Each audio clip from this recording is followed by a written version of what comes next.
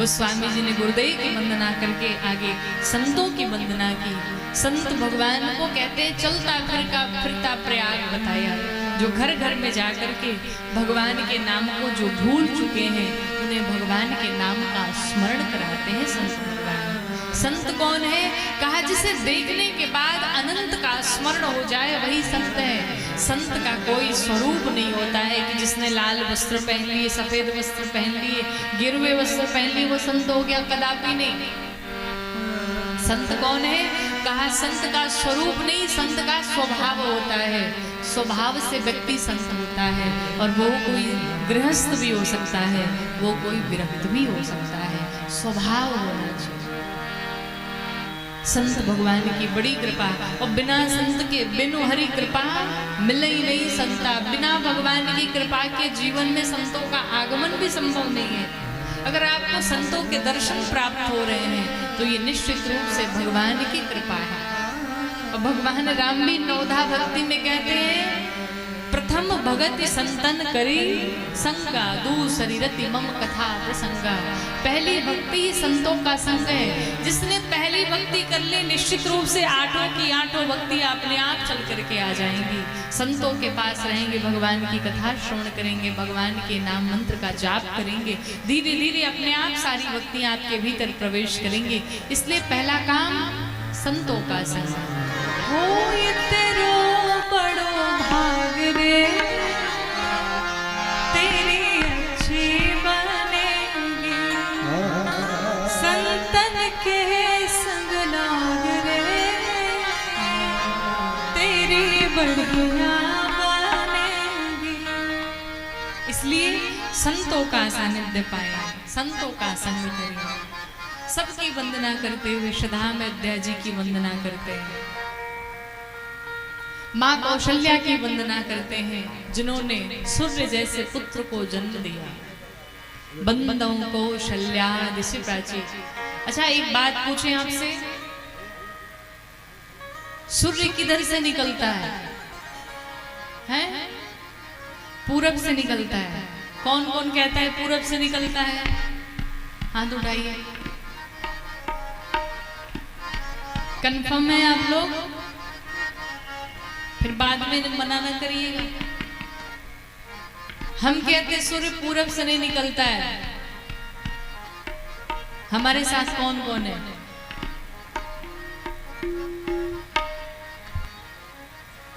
इक्का दुक्का लोग। अब सब सोच रहे होंगे कि हम लोगों ने तो बचपन से यही सुना है, पढ़ा भी है, माता पिता ने यही बताया, टीचर्स ने भी यही बताया कि सूरज पूरब से ही निकलता है। लेकिन सूरज पूरब से नहीं निकलता है। जिस दिशा से सूर्य निकलता है वही दिशा पूरब है। अभी अगर सूर्य दूसरी दिशा से निकल जाए तो वो दिशा पूर्व हो जाएगी कि नहीं? तो सूर्य पूरब से नहीं निकलता, बल्कि जिस दिशा से सूर्य निकलता वही पूरब दिशा है।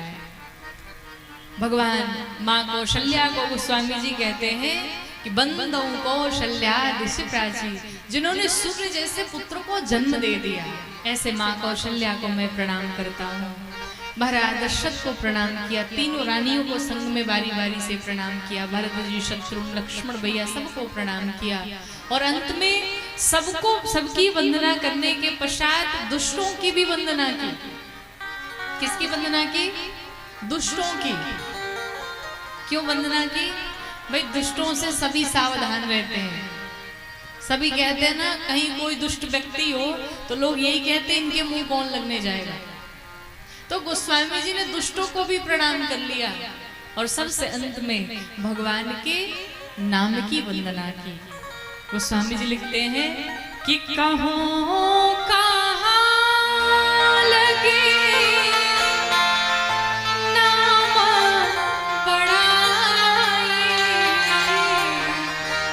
स्वयं राम न सकहि नाम गाई, राम न सकहि नाम।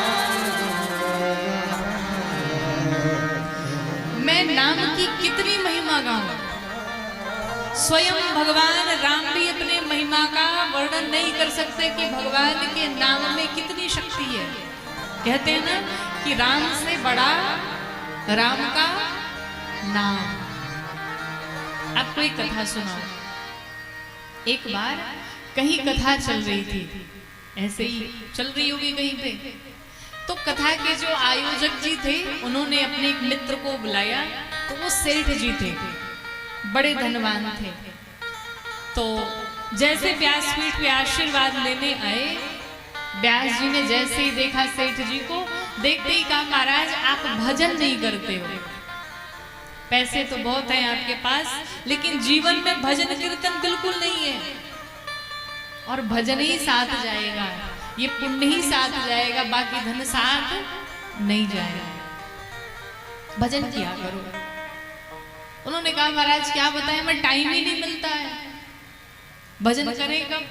अच्छा 24 घंटे में टाइम मिलता कब है? कहा बिल्कुल टाइम नहीं मिलता, हम बिल्कुल फ्री नहीं है महाराज, मरने की भी फुर्सत नहीं है। व्यास जी ने कहा मरने के लिए फुर्सत नहीं देखनी पड़ेगी, जब मरना होगा मर जाओगे, उसमें फुर्सत टाइम नहीं निकालना पड़ेगा। अच्छा ये बताओ तुम्हें टाइम मिलता कब है?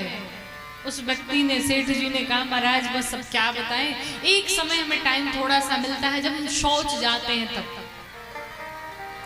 तो व्यास जी ने कहा एक काम करो, वैसे आप सभी के लिए करना नहीं चाहिए, शौच के समय भगवान का नाम स्मरण नहीं, भगवान का संकीर्तन नहीं, लेकिन संत भगवान कल्याण के लिए, व्यास जी ने कल्याण के लिए उस सेठ जी से कहा एक काम करो, जब तुम्हें वही समय मिलता है तुम वही संकीर्तन किया करो। अब सेठ जी जब शौच में जाएं तब भगवान का संकीर्तन, नाम संकीर्तन स्टार्ट कर दें। तो भगवान की आदत है श्री हनुमान जी महाराज की, जहां भी भगवान की कथा होती, जहां भी भगवान का कीर्तन होता, हनुमान जी महाराज पहुंच जाते हैं। अब जैसे इन्होंने संकीर्तन करना प्रारंभ किया कि हरे राम राम राम सीता राम राम राम, हरे राम राम राम सीता राम राम, हरे राम राम राम सीता राम राम, सीता राम राम, हरे राम राम राम सीता राम राम राम, हरे राम राम सीता राम राम, हरे राम राम राम सीता राम राम, हरे राम राम राम सीता राम राम, हरे राम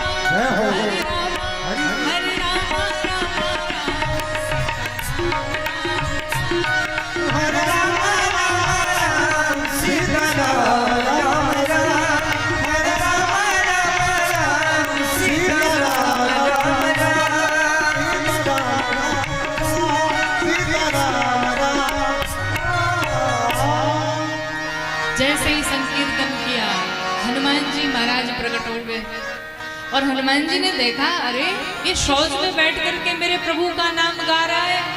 हनुमान जी ने एक मुष्टिका निकाली और बजा डाली। अब इधर हनुमान जी महाराज राम जी के पास आए। जब राम जी के पास आए तो राम जी अपनी पीठ पकड़ करके बैठे हुए थे, बड़ा दर्द हो रहा है। हनुमान जी ने पूछा सरकार आज एक बड़ी अजीब घटना हुई। तो राम जी ने पूछा क्या घटना हुई? तो हनुमान जी ने देखा सरकार बड़े परेशान लग रहे हैं, क्या बात है? तो हनुमान जी ने पूछा प्रभु वो सब तो मैं बाद में बताऊंगा, ये बताओ आपको चोट कैसे लगी? भगवान राम ने कहा वो सब जाने तो, ये मत पूछो चोट कैसे लगी। कहा बताओ तो सही किसने मारा आपको? भगवान राम ने कहा जिसने भी मारा है बड़ा करीबी, हमारा प्रिय है, इतना जान लो। हनुमान जी ने कहा नाम तो बताओ वो कौन है? पर राम जी कैसे बताएं? राम जी ने कहा नहीं मैं नहीं बताऊंगा, पर किसी बंदर ने मारा है मुझे। हनुमान जी ने कहा प्रभु आपको किसी बंदर ने मार दिया, ऐसा कैसे संभव है? मैं अभी पता करता हूं, अगर आप नहीं बताएंगे तो मैं पता करूंगा। राम जी ने कहा पता कर लो। हनुमान जी ने देश दुनिया के जितने बंदर थे सभी बंदरों को बुलाया, क्योंकि बानरों के हेड है ना हनुमान जी, तो सभी बंदरों को बुलाया, भाई चलो। सारे बंदर आए। राम जी के पीठ पर पंजों के निशान थे। तो बुला करके हनुमान जी ने कहा एक काम करो, जितने भी बंदर हो बारी बारी से आओ और अपने अपने फिंगरप्रिंट दो, यहाँ पे अपनी अपनी अंगुलियों के निशान दो। तो बंदरों ने कहा सरकार आपको विश्वास नहीं, हम और राम जी पर वार करने जाएंगे, ऐसा कैसे संभव है। हनुमान जी ने कहा हम वो सब नहीं जानते, सब अपना अपना निशान दो। पहले बारी बारी से सभी बंदरों ने अपने अपने फिंगरप्रिंट दिए, पर वो किसी से नहीं मिले। पूरा बानर समाज दे दिया अपना अपना निशान, सबका हो गया, किसी से नहीं मिला। अब बचा कौन? हनुमान जी महाराज। तो बंदरों ने कहा सरकार हमारे तो फिंगरप्रिंट आपने ले ली, पर अपना दिया क्या? तो हनुमान जी ने कहा पागल हो गए, मैं मारूंगा अपने प्रभु को? कहा वो सब तो ठीक है, मारोगे नहीं, फिंगरप्रिंट देने में क्या जाता है आपका, एक बार दे तो दो। हनुमान जी ने भाई देना ही पड़ेगा। हनुमान जी ने जैसे अपना हाथ रखते जाए वैसे वैसे वो छाप मिलते जाए। अब हनुमान जी डरे कहीं हमारे ही न मिल जाए, और ऐसा हुआ कि अंत में वो फिंगरप्रिंट हनुमान जी के ही मिले। अब जैसे निशान मिल गया, हाहाकार मच गया कि हनुमान जी ने राम जी को मार दिया, हनुमान जी ने राम जी को मार दिया। हनुमान जी ने भगवान राम से क्षमा मांगी, कहा प्रभु निशान तो ये हमारे हाथों से ही मिल रहे हैं, पर ये हुआ कैसे, किसने ऐसा कर दिया, हमें तो याद ही नहीं कि हमने आपको कब मारा।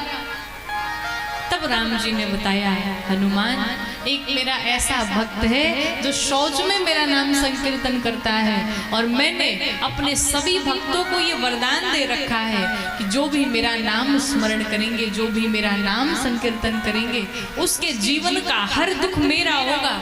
और अगर तुम जब वहां पर गए थे और जैसे तुमने मुष्टिका निकाली, एक मुष्टिका मार देते, वो जीव तो समाप्त हो जाता, मर जाता, फिर मेरी वाणी तो मिथ्या हो जाती।